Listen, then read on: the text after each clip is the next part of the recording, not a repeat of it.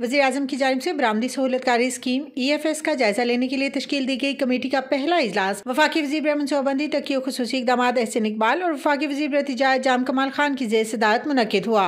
इजलास में FBR ने कमेटी को बरामदी सहूलतकारी स्कीम में हालिया तरामीम और इसके गलत इस्तेमाल के निशानदेही शुदा पहलुओं पर ब्रीफिंग दी। इजलास को आगाह किया गया कि 2021 में मुतारिफ कराई EFS के तहत लाइसेंस याफ्ता कारोबारी इदारों की तादाद 800 से बढ़कर तकरीबन 2000 हो चुकी है। मई 2024 में शुरू की गई खुसूसी मुहिम के नतीजे में खास तौर पर टेक्सटाइल सनत में नुमाया बेहतरी देखने में आई, जिससे इसकी कदर में इजाफा हुआ।